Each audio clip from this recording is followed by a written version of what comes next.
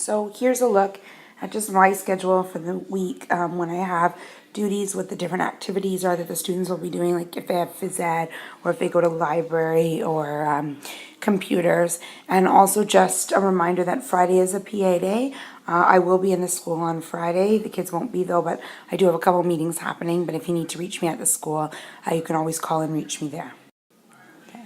So the current plan is that language this week is going to extend from the learning that we were doing last week, where the students got really excited because of what the grade 7 student had taught us about some of the dinosaurs and his challenge to create like a Jurassic Park kind of place. But we thought that we would make it more of like a Hamilton Jurassic Park and look at, given our current area in Hamilton and different places in Hamilton, where might dinosaurs have been if they lived in this area, and what might that area have looked back like all those years ago, and how might the places in those areas have met the dinosaurs' needs, just like the places in our community meet our needs. So really kind of tying this into the idea of communities. So on Monday, and the students actually already set this up themselves, we had a dinosaur action committee, and they said that they would really like to finish kind of gathering the information, expanding on ideas on Monday so that they're ready to start to do some of the building. So we're going to work on that, and even if they're not gathering information for that specific piece,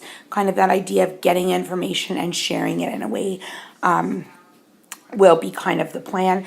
And on Tuesday, kind of looking more at a media type writing, but looking at creating the environmental print as they make that Hamilton Jurassic Park. So we have print around us. What kind of print? Obviously dinosaurs couldn't read at the time, so this is kind of pulling it out a little bit into lack of reality. But if they were going to put some signs up and stuff, what kind of print might there have been? What might they have said? So kind of looking at things that might have worked then to communicate important information to an audience, right? Which kind of revolves around a media expectation as well. So that would be Tuesday's plan. And then Wednesday is our Wiggly Wednesday, and that connects with the plan that the students in my class had actually come up with. So we'll kind of reflect on their plan a little bit, but the idea of looking at the worms and the plants in the marsh and feeding our worms and stuff as well, and then sharing our new learning and stuff too. I have another little snail provocation that might connect with some of their current interests as well, and maybe looking a little more at the plants, because I know that the plants are really starting to grow and stuff too.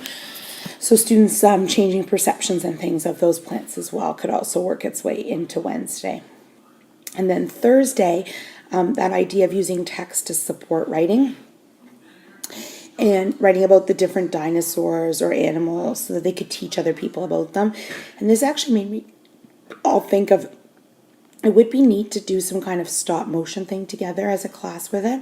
I'm not sure about how it would exactly work, but it's making itself into one that could very well work nicely in terms of a stop motion, where the students could also come up with a plan in which they do write about what's going to happen in each of the scenes and things like that, and then use it as a way to also teach so that the information also accompanies the plan.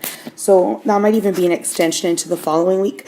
I'd like to see by Thursday that we still have that kind of held interest in that community, and then from there decide where we want to go next. I noticed even with the dinosaurs that some looked at other animals and things like the woolly mammoth that might have been there around some of the dinosaur times. So again, some of the interest may come from some of those other animals.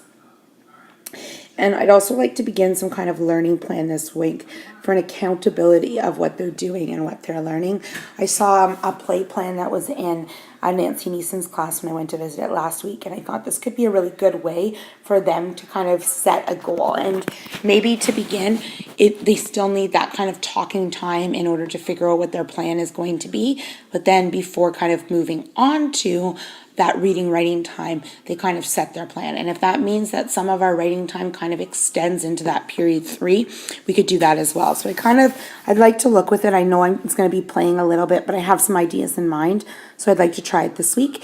And I think our shared reading will be more connected to our dinosaur and living things learning this week, because that seems to be the basic theme. And from the interest of the students there on Friday, it seems to be something they really want. So math for the whole week is actually going to connect with the language idea for the week. And instead of writing day by day in math, I think there's going to be some overlap of days, and I think there's going to be a lot of combinations between the language and the math this week. So it'll be kind of a neat combination of things happening. But there's going to be a lot of math, art, science, and social studies together as they kind of look at building this Hamilton Jurassic Park. And what I've done is I've kind of looked at the different expectations that I see related to math kind of popping up as the students work at creating this, planning it, making the different figures, comparing them, and figuring out, okay, if we're trying to teach other people about it, does it make sense that the Tyrannosaurus Rex is the same size as, I don't know, like the Brachiosaurus or something? Like, what are the comparisons, so that they can actually use some information to try to almost judge those comparisons a little bit, and then use that in their actual creation to make it a little more realistic as they're creating these figures and teaching other people about them. And yes, using the idea of 2D shapes and 3D figures, I think, will really help with the creation part. I see lots of opportunities for counting, adding, subtracting, even fractions as they're putting some different things together. And certainly connecting with patterning, because they will be creating some different patterns. A lot of dinosaurs had those patterns on their backs or as part of their bodies. So really looking at that, looking at those patterns in the natural world. And even the data management and probability of things actually happening, and sorting and organizing things as they try to get their world created. And then I see the overlap with the science and social studies for sure. Looking at the structures and living things, and even the connection to the environment and what the impact is of certain things. Like I got a picture for Math Talk Mondays, and one of the pictures shows almost like a volcano in the background. Well, when that lava spews out of the volcano, what would that impact be on the thing around it? What's the environmental impact? And even when it's not spewing, it looked like there was a lot of smoke and stuff coming out. So kind of making the connection even here to factories and things. This is natural, but what impact might it have on the environment? And connecting with social studies and looking at meeting dinosaur needs based on structures and stuff within the community. So for them, they don't have like grocery stores and stuff, but what do they have in their natural community that helps meet their needs? So really kind of narrowing in on what the purpose is of the different things that are in those that are in the community.